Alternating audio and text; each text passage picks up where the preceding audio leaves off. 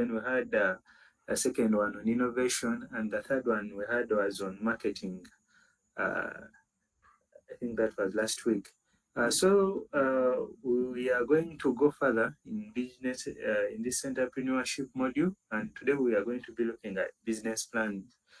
And we understand that now after we have actually even before we start anything, actually after we've innovated something new, we want to grow this into something really big, or a franchise or something like that. So in this, we need to come up with a clear plan. And a plan is a set of strategies or a set of steps, things that we are supposed to follow to come up with an output. So in this engagement or this evening, we will be looking at how do we develop business plans. And it's not that we are going to cover almost each and everything because most of these are really bulky, but we will try to tackle those few basic concepts or the major concepts that might come up or things that you should be willing to know. Here also we'll be able to address a few constraints for these small and medium enterprises. We'll understand what they are, and we'll also look at financial and personal management if time allows. So let's kick it. So by the end of this presentation, or by the end of the whole module, like I told you, I'm not a person of definitions, right? Yeah, but we are going to go and look for what a business plan is because that is part of what I will assess on. So you go and find out what that is, but then we'll also be able to define what an executive summary is, yeah, in this presentation. Then we'll also be able to explain the significance of this first section of the business plan, also highlight key components, including uh, the business concept, market analysis, and the financial summary and funding needs. Friends, I don't want this to sound as if we are speaking a foreign language. Uh, uh, it's not that these are just the words that people use, but ideally, when we start looking at them in detail, we will understand that these are simple things that we will always have at the back of our minds if we are looking at starting a business venture or developing further in whatever we are trying to sell out to the people. So, like I told you, you will come up with a definition of what a business plan is. Okay? Yeah. We'll need to come up with a definition of what a business plan is. We are going to go straight to the steps of formulating a business plan. Okay? So, one, we will have the first step, you're going to determine the project, industry, or company characteristics. Okay? Yeah. What are the characteristics of the company on which you're developing this business plan? Right? Yeah. I don't want to elaborate what a business plan is because it will give you leeway for everything, because also our coursework is going to be centered on mostly definitions, because we are not covering definitions in most of these presentations. If you have seen the three presentations that we had earlier, we've not covered many definitions. So I want you to go and have that feel of understanding things your own way. Okay, I don't want someone to come here and cram this, cram that, but once you can understand, once you can define off head something, then ideally you can always come up with this body that you merge up particular sections and have the full understanding of the concept. So steps in formulating a business plan, and we'll also look at the significance. Okay, why is a business plan required? So when we are saying determine the project, industry, company characteristics, here we are looking at the market growth potential, we are looking at the competition performance and financial success, and evaluate whether the company or project could thrive in this context. Okay, so look at this is when we are planning, we are looking into the future, right? Yeah, we cannot plan for something that is past. And also, we are saying poor planners are people who plan on something that is in the present. But ideally, we in most cases, we tend to want to plan for things that are going to manifest later on in the future. So here we'll be looking at what is the uh, market growth potential, right? Do we feel we could thrive well in here?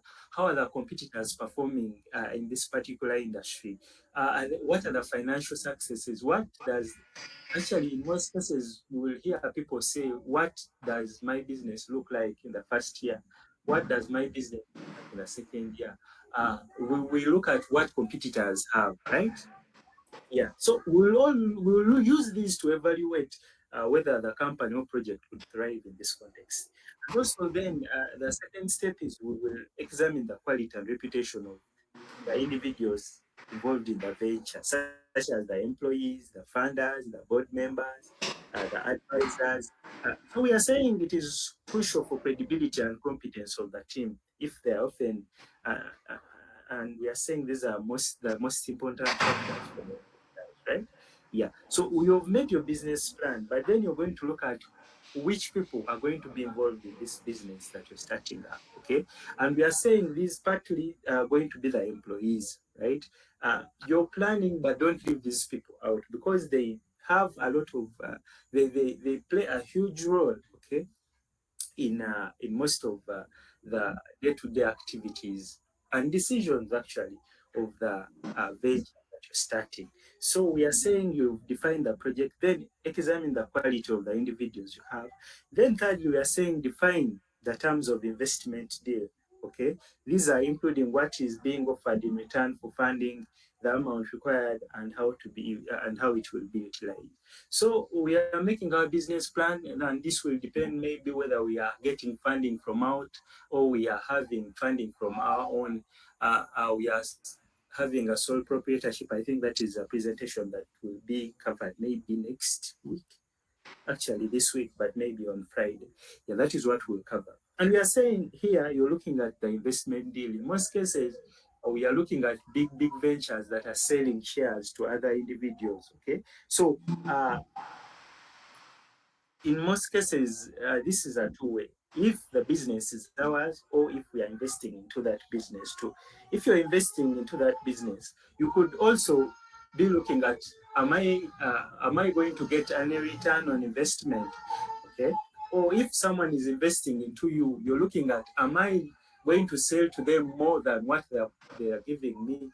Okay. In most cases, this happens to people who have not planned well, people who have not looked at how much they will be distributing their share, at how much will they be distributing their shares. And these are written in company policies, if you may do some research, whereby people will always say at this particular stage of our business, at this particular stage of our venture, if we are making this amount in profit, we'll be able to offer this in terms of shares, right? And you've seen many businesses develop in such a way. Okay, so we are saying the step four is we are going to review the latest balance sheet to assess the company's financial health. And if we don't have this, still we won't review anything, right? But if we have something, in most cases, people do what we call a pilot. Pilot is not testing the water with both feet. So you will have to put one leg into the sea. You're not testing the depth of the water with both feet. So you're trying to know, okay, can I try this out before it works? Then, if you could see that there is potential for it, then this is also a step that you would also keep in mind as you're trying to formulate a business plan.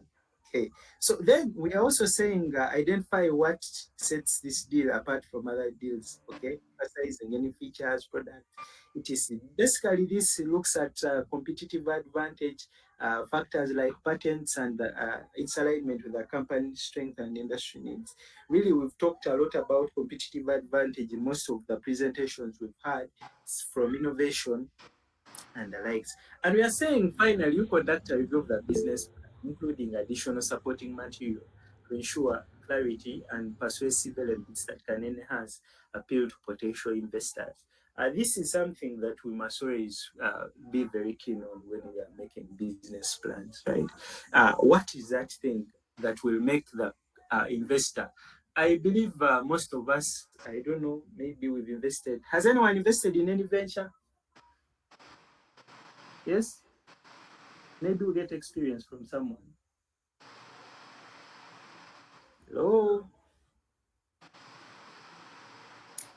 I don't want to pick out names because once I pick out names, then I'm going to have to exit this screen. Can we get a volunteer to tell us if they've invested in any business? It doesn't need to be a corporate business. It doesn't need to be a huge enterprise. It could be maybe a friend was starting up something and you put in some money. We don't have any. Hello. Yes, please. Yeah, I have my small shop You have your for own the shop. clothing. Yes, Okay. in So my small clinic. you have a clinic. A small clinic and a small shop Oh, oh, okay. Now that is okay. It's a drug shop, right? for clothing. It's for clothes. Okay, that's nice. Yeah. So, what do you think? Okay, what do you think me as a potential investor would want to see, or which papers would you show me to gain my confidence to invest in your particular business? Yeah, is the registration, the certificate. Okay. Yeah. All right, very good. I think we are at par with that one. That's why this class is very bright. When we are talking of this, we are trying as much as possible to leave no room for doubt for our investors. Okay, we are trying as much as possible to make sure that because in most cases, even investors come and ask for your business plans, right? They ask for your business plan and they are like, okay, now I'm going to invest in this shop, in this drug shop, this clothes shop, right? But then at the end of 3 years, I want return on investment. Okay. So whatever additional material you have to have it ready with you. Okay. So you will have to review whether you filed all your tax returns, if any. You will have to review whether you have the licenses with you, be it local, be it national, etc., whatever. And then you will also have to show if, in any case, you have conducted businesses with other investors, right? And this is where that bit of review comes in that we've talked of uh, back and forth, whereby people are giving you reviews on your business plans, right? Maybe someone has ever interested you or no one has ever interested you, but in the beginning of everything, when you're conducting this final review of your business plan, you will have to make sure that all the supporting documents are in place. If at all you want to expand, for example, come from being a small clothes shop to having a big boutique, these are things Yes, you need. hello. Yes, please. Yes, I have been racing my unhub. So you've been raising So your my hand up. question, Sorry, but now you yes, see, yes, I first have to escape, then go back. Apologies for that, right? Yes, yeah. There's no problem. Yeah. yes, So Lord. for me, I'm just seeing business. Yes, my mine is I'm just seeing on the screen business, but it's not showing those areas where you are. So it is just on the screen business plan. But I don't know why the screen is not changing. It's not moving ahead. Are we on the same? Are we all having the same issue, friends? Hello? Yes, it's the same. It's the same. Okay. Now So it's I okay. think I that think you move. it has moved. Now are we seeing the steps? Yeah. Yes, we are seeing, but it has not moved But yet. I think we have to go back because we did not see the other one. It remained there in a Which business one? plan. Oh, it's fine, friends. We can I think readjust. So now we can see all of them. Not yet, not yet. Okay, let me share again. Right? Let me share again. All right. Okay.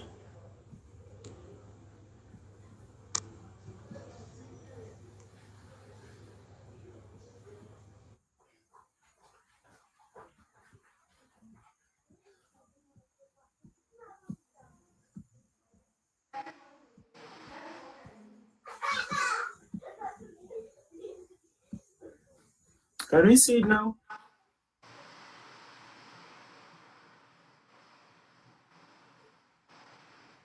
Hello, can we see steps in formulating a business plan here right now? Yes, it's there. So we can see all the steps.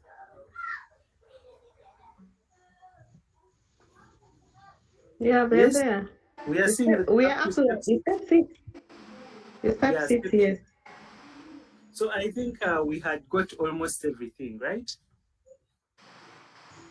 Maybe to go through back a little bit, we are saying you're determining the project and looking at the industry characteristics of what you want to invest in. That is step one, or in which business you want to enter. Then two, we are looking at the quality of the people you're going to involve in this, the board members, the investors, and we are saying for credibility and competence. That is why that is needed to examine their quality. Then step three, we are looking at defining the investment deal. Okay, what is being offered from you either or from what the funders are offering you. Then step four, we are also looking at the previous records of how your business has been performing if it's not a new business. But if it is a new business, I think for this step we can find a way of negotiating around it. Then for step five, we are looking at identifying that particular thing that sets you apart from the competition, what we are calling the competitive advantage in the previous engagements we've had. Then on step six, we are looking at conducting the final review of this business plan. And we are saying we are looking at materials that give confidence to an investor to come and invest in your business or put money forward or put funding forward for your particular business. I think we are together. Yes, now we can see clearly. Okay. So this is the Yes, I first can section see of now. all right. Thank you. Yes. Yeah. So we are saying we are looking at now an executive summary. So, friends, an executive summary is the first thing that a person will see in your business plan. Okay. Uh, it might shock you maybe at a particular point where we will tell you to develop a business plan for your particular business. Okay. And a lot of details are involved in there. Some places will have to ask you for your running budget. Hopefully that doesn't happen. But if it happens, then go and prepare. Friends, with distance learning, what I can assure you is it's always hard work. Okay, it is always hard work because we understand you have other engagements, you have work, you have a family, you have a lot of things that will occupy your time. But it is always hard work that you put in, going an extra mile, and at the end, you will see the results come. You don't expect the institute or the university to be feeding you almost each and everything. You will have to go and hunt on your own some of the few things because this 1 hour is sometimes not enough for us to cover everything like the students are always having that ample time. Okay, so what is an executive summary? And we are saying this executive summary is the first section of a business plan. Okay, looking at the parts of the business plan, and we are saying it is concise and well-crafted overview of the key elements of the business plan. We are saying it is a snapshot or a summary of the entire document. Okay, the business plan is an entire document. So don't get shocked if it comes as coursework to you for you to write for us a business plan. And we are saying the purpose of this is to provide the readers with including potential investors, lenders, stakeholders with a quick understanding of the business and its potential. And we are saying it should be compelling, engaging, and encouraging readers to delve deeper into the plan. You need to capture, and this comes with experience too, you need to capture the person's mind or the person's interest at the beginning. We've seen executive summaries, but then I think this is what we call an abstract in research. Uh, the abstract is that first uh, eye opener to whatever you're presenting to us, whether it's a project, whether it is a research proposal. See, so it works the same way here. With this executive summary, you need to drive the point home. You need to have those eye-catching, whatever you feel is going to be unique, whatever you feel that individuals will like. However, when writing these executive summaries, if we are intending to look for funding, at sometimes we need to consult. We need to consult people who have done this before, and they will tell you that at a particular point for you, you will feel that something is very important or something will be eye-catching to the potential investor, but it is only eye-catching to you as the founder or as the owner of the enterprise, right? So what we need to do is we need to engage people who are knowledgeable, who have this knowledge about writing at some point in time. But right now, we want to impart knowledge into you so that you go and make money out of writing this. Okay, you see, once you have knowledge, you have everything you need to sell yourself and also make money. Okay, so let's proceed. And we are saying what are the key components. Okay, so the key components you're looking at the business concept, market analysis, financial summary, and funding needs. Okay, so those are the key concepts of the what of the business plan. And we are saying what is a business concept. uh, so these are the key components that we need to look for when we are writing the summary, right? So the executive summary introduces the business concept, and we're saying describing what the company does, its unique value proposition, and its target market, and we are saying it should convey a sense of a business idea in a compelling manner, right? What are we selling? So the business concept here will look of what our name is. Okay, if for example, I saw Zolang. If Zolang is having a clothes shop, then it will be Zolang Enterprise, Zolang and Sons Enterprise dealing in this particular merchandise from Italy, from wherever, from France, etc. And what is different? What are they selling? You're going to say that they are a convenience shop that even if you are in I don't know which places are very far in South Sudan. The only place I know is Juba. Then there's also some other place I'm forgetting. Okay, whatever the extreme is, you're saying the concept you're trying to sell because you're not the only one selling clothes from Italy or from France. So what you're putting on market is the target market is maybe let's say the herdsmen from that far area that rarely get time to come to Juba to do the shopping. So you're going to find a way of delivering clothes to them, or you're going to find a way of delivering services to them, maybe by you know by whatever it is, delivery mode, maybe sometimes it might we won't even look at clothes. Let's look at nutrition itself. For example, I'm starting my enterprise and we are going to be giving nutrition counseling to individuals. And we realize that people are not having very many, we are not having walk-ins, but people want this nutrition education, not this nutrition counseling from the comfort of their homes. So we could sell a concept to them that we are looking at mothers who are working and they don't have time to come to our nutrition clinics. So we are going to be selling to them services online. Okay. And that is the particular thing that you're trying to sell to whoever wants to start funding you to start up this online nutrition, call it whatever, service business. Okay. Then also we are looking at a market analysis, and we are saying this is a brief overview of the market the business operates in. Okay. So we are looking at key market trends, the competitive landscape, the size of the target market, and it should also highlight the business's understanding of its customers' needs, right? And this we have looked at the competitive landscape. We are saying you're not the only nutritionist in this place.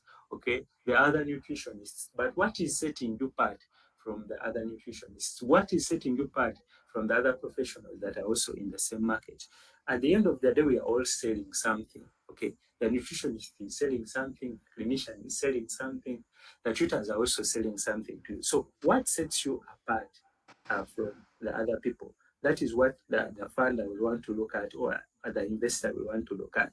And we're also saying what is the market trend looking like? Okay, we can't look if the market trend is we are seeing the trends increasing. Okay, we are seeing a steep slope increasing, then whoever it is will at least want to invest inside.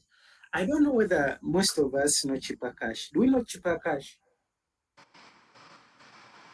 Yes, No. No. we don't know cheaper cash.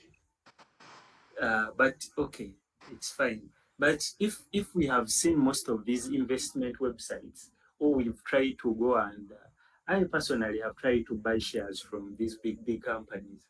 In the next presentation, I think I will have a snapshot of that on Friday. So in these big companies, they try to give you information on how they have been doing, on how their shares have been costing, okay, how they've been priced. So you're able to see a graph that at this particular month, maybe in July, uh, we were selling a share at this much.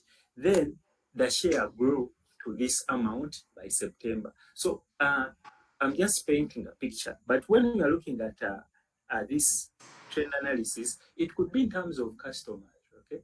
Yeah, in terms of customers. At this particular point in time, this number of people who are looking for nutrition services.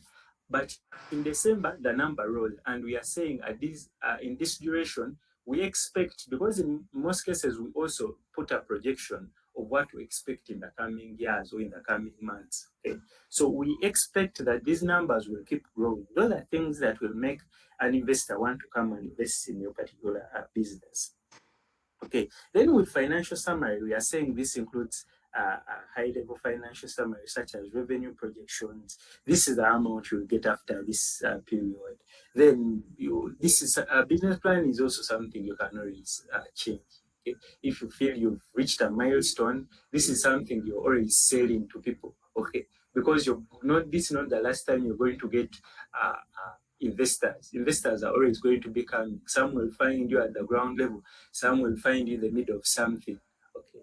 Uh, Maybe you've spent 2 years already in business. So with the 2 years that you've spent in the business, what do you have to show? And in most cases, bear me witness, you also as individuals don't want to invest in startups. It is those hard-hearted people who want to invest in startup businesses, right? Yeah, where things are on the ground. You don't know, maybe the business might collapse in the next 2 months, but still you're willing to come and invest in it. Okay. Then, but other people really want to invest in someone who has established themselves, unless, like we had talked of during the innovation presentation, that you have brought up something that even the blind can see that this particular good, this particular service you're going to be selling has not been sold anywhere. You're going to be on monopoly. But believe me, friends, starting from the ground and getting investors is really hard. Even if you have a good idea, investors will first want to see what have you done. Uh, then from what you've done is what they will start talking upon. Okay, you can't say that what you've done is only fundraising. For how long are you going to be fundraising? Get your own money, start up something. Then the investors will find you on the way. Go and get loans. These days, there are business loans.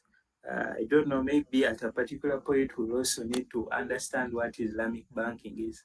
That particular banking that I think it is, it doesn't, I think the interests are very low. So you go there, get the money, start the business, then the investors will find you on the way.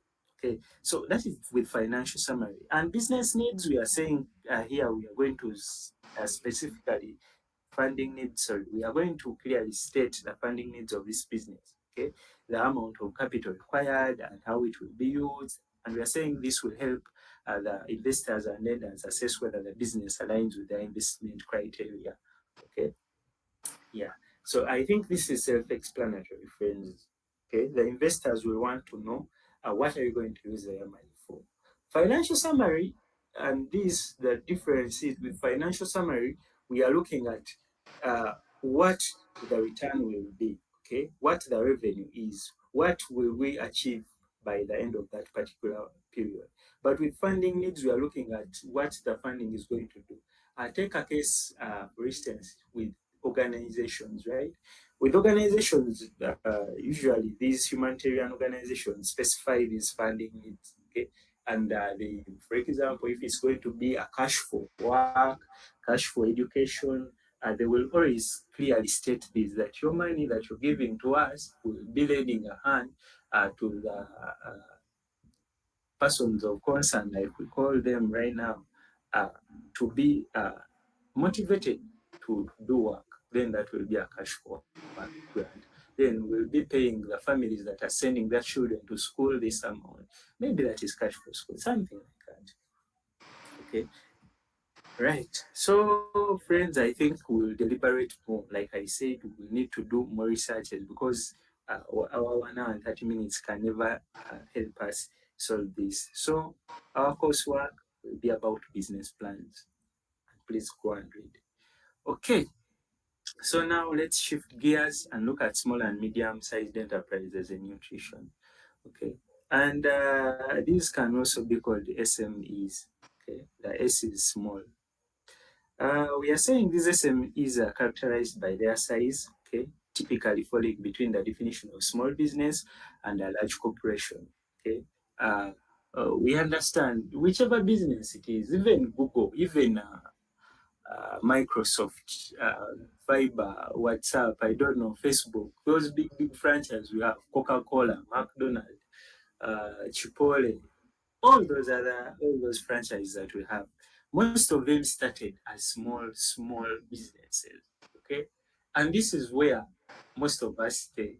You can be small for your entire lifetime if you don't take extra strides. But we don't want to say that we understand some businesses keep this step of being small. Okay, and those are businesses that are affiliated. For example, we had Facebook. I think we had Facebook first before we had Instagram, or before we had WhatsApp. So if it is an affiliated business, trust me, it might skip this because we've seen what the business owner is doing with the first business he has. So it wouldn't be very hard for him to convince us to give him more money to start up another business. That is how it would skip this. But most of our businesses lie within here. And we are saying they are characterized by their size being small. And we are saying we specify these as small and medium enterprises. Okay, and we are saying this can vary by country and industry, but generally they are defined based on factors such as number of employees, annual revenue or turnover, and total assets. So these, in most cases, would provide ranges, but then ranges are relative, like you know. Okay, what we could consider low amounts here in South Sudan could be higher amounts elsewhere in a country that has an inflation that is really high. Okay, so what are the common characteristics of these small and medium enterprises? So, one, we are looking at their size. We are saying these are small and medium enterprises are small in scale, okay, compared to the large corporations. And the exact size of these, we are saying vary, but have fewer employees and lower annual revenue. We are looking at the money they get, okay, at the end of the year, all the profits they will be earning. Yeah, and we're also looking at them having small assets than the large enterprises. Ownership, we are saying these are privately owned and operated more oftenly. In most cases, no one is going to come and invest in your salon. No one is going to come and invest in your mechanic shop. Maybe your relative, maybe a friend that you'll convince well. But in most cases, these are things that people start up on their own. But once it starts to appear as if we are going to have a future with your business, then that's how you'll start attracting people to come and fund it. So we are looking at its size being small. We are looking at it being owned by an individual. Rarely do partners come into play. Then we are looking at its independence. We are saying considered independent businesses, which means they are not subsidiaries of large corporations. This is what we were talking about earlier. That if a large corporation starts something, then it can start an SME. Okay? A large corporation will also start maybe something that is closer to a medium or a larger corporation because we have already understood what eBay can do. We have already understood what Alibaba can do. If Google wants to come up with a different, maybe whatever it is, search engine, it won't be a small business because people can now comfortably say Google can do something. People can now comfortably say Microsoft can do something. So whatever it will come up with, people will rush and fund it. Okay, and we are saying it can, once it is a subsidiary of a bigger venture, then in most cases they cease to be SMEs. We are looking at local regional focus. We are saying these operate local, regional, national level, but they typically do not have a global presence like large multinational corporations. Okay. Yeah, I think this one we understand that if we had a small, maybe, okay, we could use CBO. CBOs rarely do they even cross regions. However, these days there is a nationalization agenda almost everywhere. Most donors are looking for CBOs, they're looking for small organizations. I think they believe they can work on their own perfectly. So with that, we maybe, I'm using a CBO, but it's not a business. Okay, yeah. So it works in the region where it is, because it may be being a community-based organization, it is only going to be providing services to that place. If you're going to have maybe your nutrition clinic, you're going to have your nutrition, whatever it is, okay, counseling center, it will only be operating within. But then once you start having branches outside your nation, then we start to think, okay. For example, I think most universities, let's use universities as an example. We have universities that have branches everywhere. Uh, they have branches in Juba, they have branches in Uganda, they have branches in Tanzania, etc. So those are seized to be SMEs. Okay, then flexibility also uh, continue. We are saying flexibility, the agility and ability to adapt quickly to changing market conditions, because we don't have a lot to change. Okay, we don't have a lot to change. But with if we are working with a bigger corporation, there is almost a lot to change. Okay, for example, in terms of maybe if we are going to start selling, for example, when COVID struck, everyone was entitled now to work from home. Okay, now imagine how it took a lot of time for the big corporations to adapt to that working from home environment. But with small SMEs, it is something that we can always twist. Remember, we are also looking at the ownership being maybe sole proprietorship. It is you're the we call them alpha and omega, the alpha and omega of the business. Okay, so you can always twist here, twist there. You can look for funding in whichever way you want to look for. Sometimes maybe it could be non-profit organizations. You could go to those. If you need funding from government, you could go to those. So really, there is a lot of flexibility because no one is going to tell you what to do, and you can ably change up things because you're not interfering with very many people's lives. Okay, so diverse industries, we are saying this can be found in wide industries, including retail, manufacturing, services, technology, agriculture, and more. Because everywhere you can start something. We can start selling tomatoes.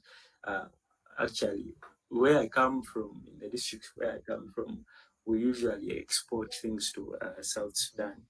I think we mainly export pineapples. Yeah, we export pineapples to South Sudan. Then others also go through Kenya. But believe me, these are, we don't have, I can't say these are SMEs. Okay? But then maybe they fall somewhere within. Yeah. Okay. So contribution to the economy, we are saying these are significant contributors to economic growth and job creation in many countries. We are also saying they play a vital role in fostering innovation and competition. Yes? There's someone want to say something. I'm getting feedback. Right.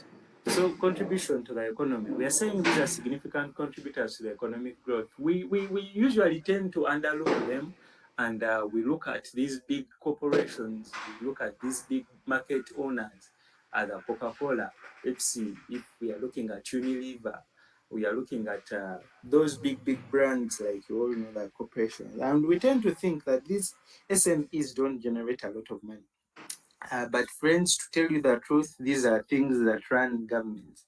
And I think right now you've seen how Chinese are moving very forward, very fast. Okay, they are taking over the economy because you can right now put on a cloth that was made in a living room or that was made on a veranda of a Chinese household. Okay, something that we are undermining here in Africa, looking at the big companies.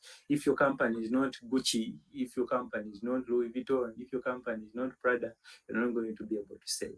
But countries that have accepted this SMEs to come, uh, we are getting a lot of revenue from very, very many people compared to uh, these corporations, which always dictate.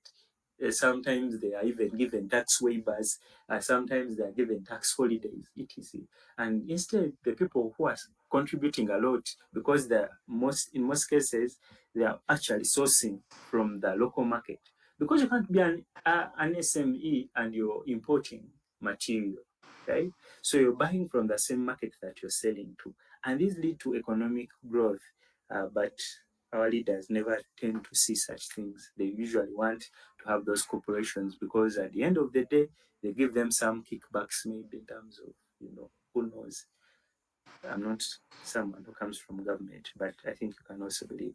So access to resources, like I've said, these have limited access to financial resources compared to large enterprises. Okay. And we are saying this can sometimes pose challenges to their growth and development. But we will be seeing how to sometimes these challenges can be alleviated. For example, with this, we have looked at subsidizing, whereby governments come in and start giving these tax holidays to these SMEs, okay? And they start doing things, for example, if it's your nutrition clinic, we could say, okay, since you're starting, let this first year be tax free, okay? Because we know in most cases you're not going to be making any profit in your first year. Okay, if you're going to be making profit, then it's going to be minimal. So we don't want to take that. Let's wait for you to set up yourself very well. Then we come and put tax on you. But what the governments here do, they feel if a business has started, then we start milking it then. Because if we lose any single penny from milking them, we won't recover it. That is the mistake we make here. And also, we are looking at regulations and support. Government and various organizations often provide support. That is in quotes, and that also depends on which particular government. Okay, and incentives. Regulatory frameworks tailored to needs of SMEs. Uh, to help them thrive and overcome challenges. Well, we can argue and stay here, but to tell you the truth, most organizations still will always also come when an SME has survived maybe 2 years. No one wants to give a startup any funding. All right, so challenges, those we were looking at characteristics, okay, though most of them look like challenges, but then we are going to be looking at challenges, okay, and how we could be addressing them, right? So addressing constraints of small medium enterprises is crucial for fostering economic growth, okay, job creation, innovation. Like we said, once you're innovating, in most cases you're going to start small, and we are saying these often face various challenges that can hinder their development and sustainability. And we are saying these are some of the strategies to address these constraints. With access to finances, like we have said, here we are going to look at microloans. There are some banks that have come up to support these, but you also know that bank is, what should we say, is also risking a lot because we know most of these businesses will fail. Some will survive, but some will fail because at the end of the day, everyone wants to set up something. Everyone wants to set up a shop. That's why you're seeing, I don't know, do we have chapati in South Sudan? Hello, someone unmute. Yes, we have. Yeah. So if we have chapati, I think those are the most common stalls that we have here in Uganda. Someone wants always own something, maybe a food shop, maybe a restaurant. Okay, yeah. So we are looking at these the access to finances. Most of these people don't have these finances, and there's no way you're going to there's no way you're going to convince a money lender to give you money to invest in that cook shop or in that Rolex store or in the chapati stall. Okay, so when we are looking at those microloans, if at all they are there, in most cases they're there. So you guys always go and look for them. Okay, not decampaigning governments and financial institutions, but then reality has to kick in. Try as much as possible to do something, then these people will find you on the way. Otherwise, it is always really problematic because they will start asking for business plans, etc. But for a person who has a business plan that has survived maybe a year, and that is maybe confidence enough to the person who is going to be lending you money for those microloans.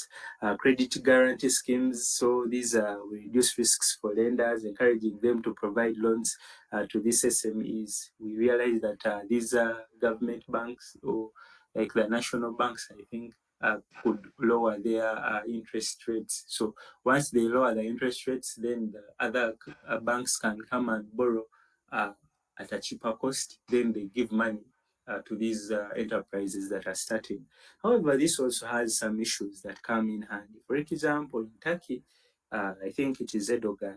Erdogan, their president, did this. He lowered the interest rates. But when he lowered the interest rates, their currency somehow started falling. And right now, Turkey is facing a high economic crisis because their money can only work in their place. Outside, their money has no value completely. So those are things that also the governments are always looking at. So they will not provide these credit guarantee schemes immediately because they're also looking at the overall picture of the economy. So these venture capital and angel investors promote development of venture capital and angel investor networks that can provide equity financing to startups and growth stage SMEs. Okay. So to continue, we the other challenge is first that was finances. Okay, how would we start accumulating finances if we are a smaller or medium-sized enterprise?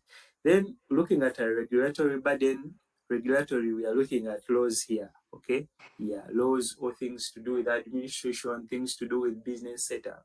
So how would we handle this? So we were looking at streamlining. We are looking at streamlining registrations. Okay, here we are looking at simplifying the business registration, licensing, and also compliance processes to reduce administrative burdens on SMEs. Right now, I think most of us have seen this starting to be online business registration. Here in Uganda, I think you can now register your business online in whatever area you are of the country. So you can set up, you can register your business, you can register your company without you going to the branch of the URSB. Okay, we are also looking at this one-stop shop whereby all the paperwork is in one place. But then you will find places whereby you're having paperwork here, right? You're doing paperwork here, then a stamp, then the stamp you need to get from somewhere else, all that type of thing. And these are most of our small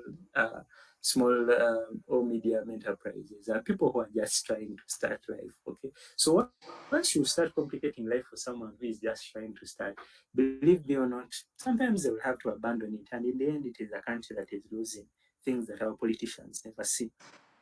Okay, then with access to markets, we are looking at export promotion. Okay, this has been done in China. That uh, they've found ways, they've found systems that help their small enterprises or medium enterprises to access the global market from wherever they are, from Tianjin to Shanghai.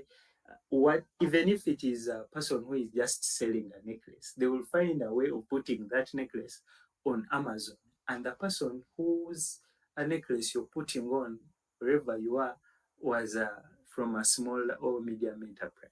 Okay, so they are medium enterprises. Their stores are everywhere. Yeah.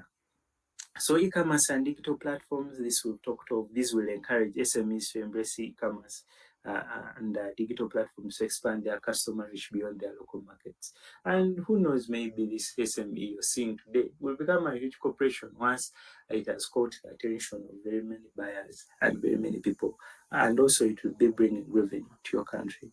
Networking and trade associations, these facilitate you ensure that we facilitate networking opportunities to support uh, through trade association, chambers of commerce, and business development organizations. I think, yeah.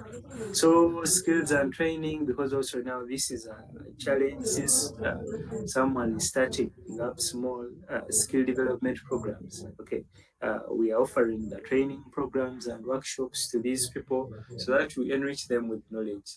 Some SMEs also even don't know how to invoice a client. Okay, if they don't know how to invoice a client, maybe they've not known how to draft business plans. They don't know how to formulate a budget. They don't know how to debit. They don't know how to credit. They don't know those business functions. So ideally, when you come on board and do these trainings, they will help these small medium enterprises to survive. They will help your nutrition clinic to survive, or they will help your CBO that is more in line with nutrition survive.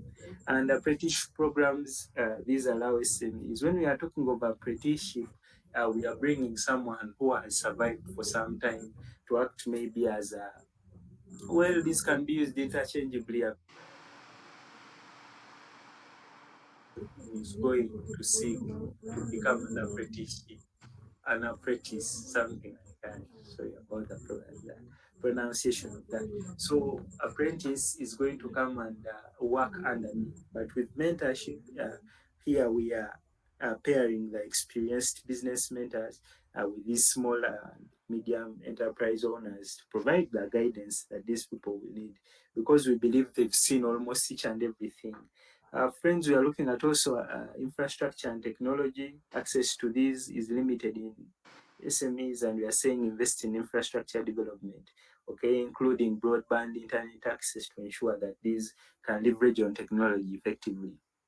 Thing that African leaders don't want to look at any day, because they realize maybe most youths will spend a lot of time on internet doing wrong things, but then they don't realize that they are losing a lot of money because the goods the youths are making, even if it's just a mere painting, that mere painting, once someone puts it online, it will attract attention from the whole world. Maybe someone is in Washington, maybe someone is in Mexico.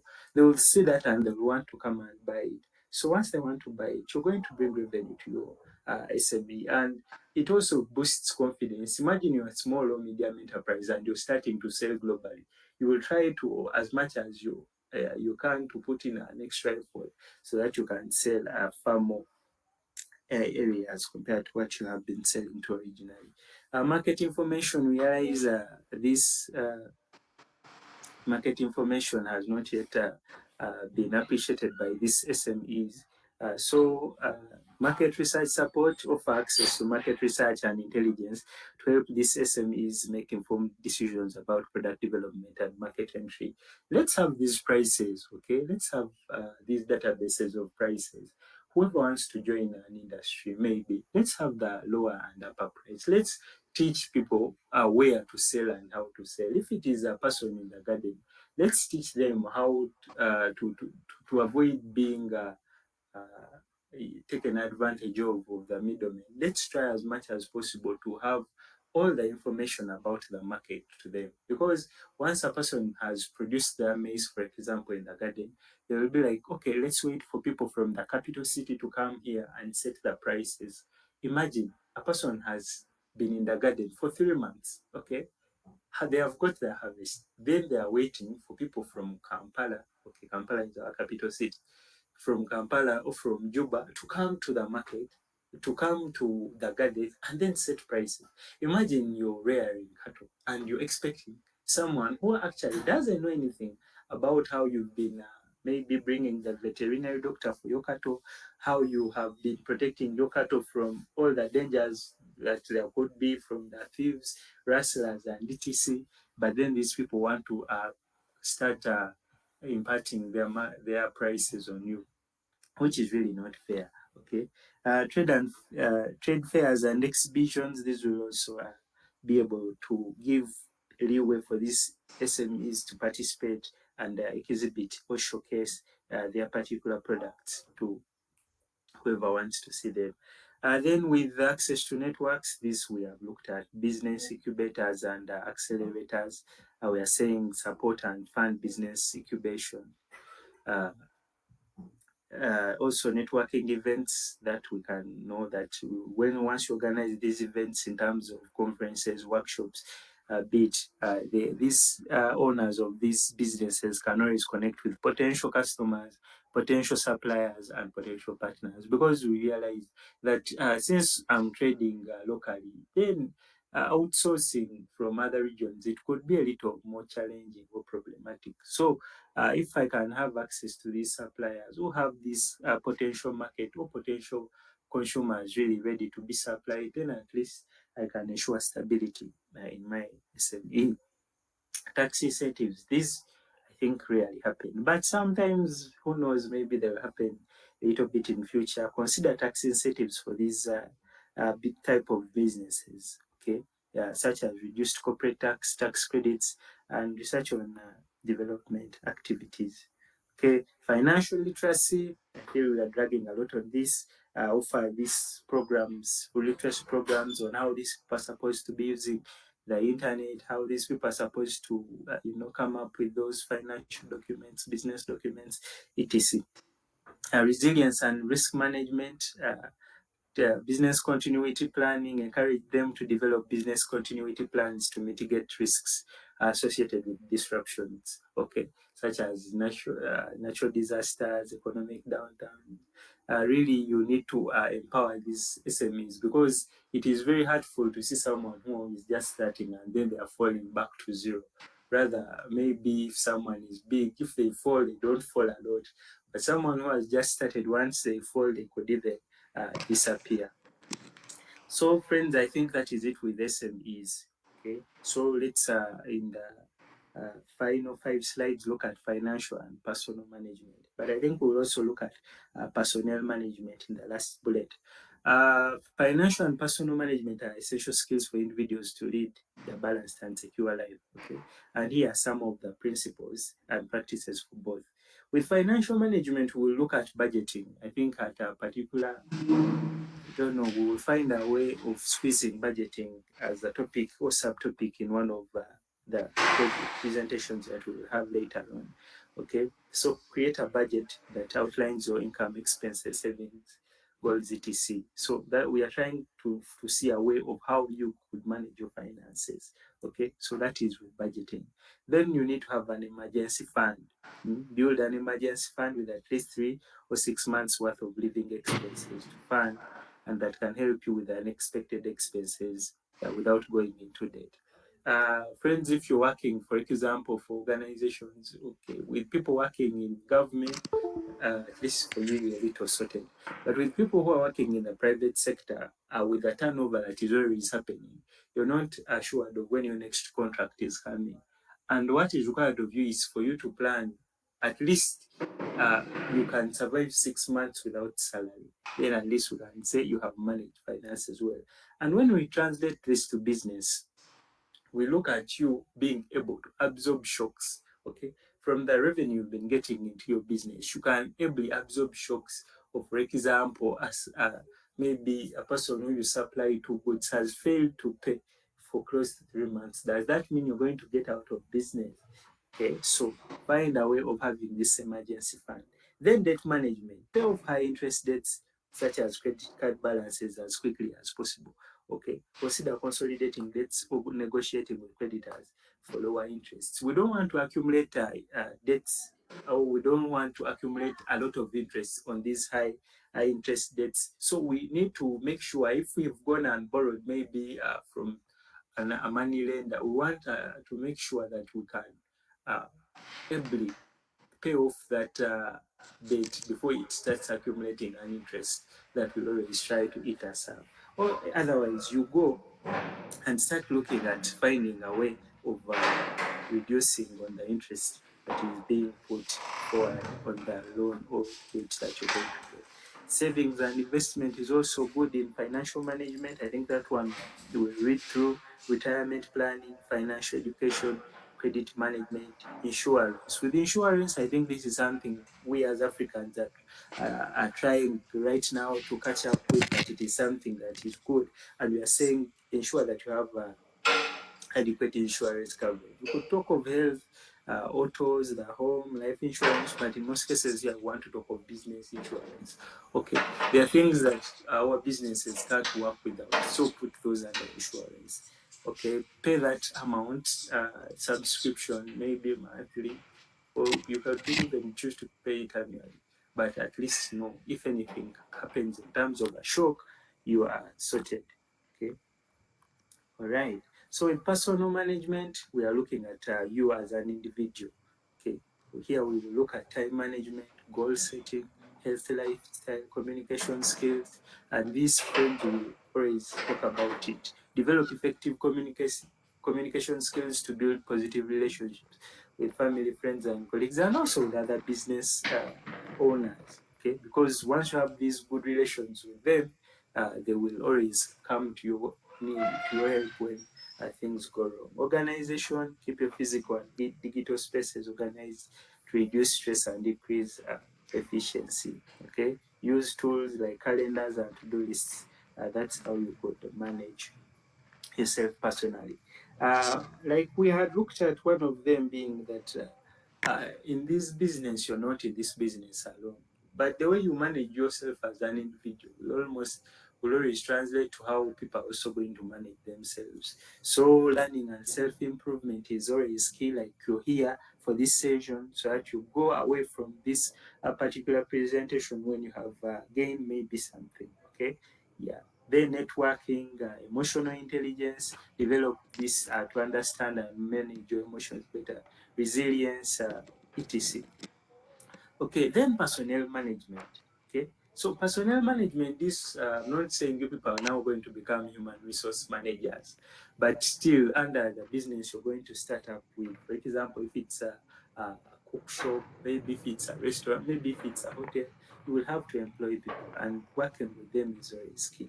So in personnel management, we are looking at things like recruitment, whereby we are saying it involves identifying staffing needs, creating job descriptions, and advertising these positions. The onboarding and orientation, these people that you've recruited, that the HR has hired, we need to transition them into our company, train them, okay. Also bring our vision to them, sell the idea that we have to them about, then also making the profits, etc. Then performance management, still these HR professionals. But you as a manager, you should be able to oversee all of these, okay, for your particular business. Looking at compensation and benefits, these are things that HRs have to talk about a lot. So in your SME, if you're having someone you're working with, for example, if it's a national, you will have to explain to them their compensation, the leaves, the benefits, if maybe there is a good insurance cover for them, employee relations. These are things we will actually need later on if we are starting our businesses. And actually, most funders will come and look for this. How are you treating your workers? Because some funders really know once you're treating your workers poorly, then we understand maybe the delivery will be low. And once the delivery will be low, then reduction in profits. And once profits reduce, then I actually also can't invest in your particular venture or business. Compliance and legal issues, we are saying ensuring that the organization complies with labor laws, okay, or your business complies with labor laws, you're fully registered, you have licenses, etc., and you're meeting standards if at all you're in terms of manufacturing or production. Health and safety protocols, those need to be taken in consideration on employee well-being, etc. So surely most of these are most to do with workers that we are having, and believe me, we can always get more of these once we start looking into other documents related with personnel management. So friends, allow me to stop here unless you have any questions.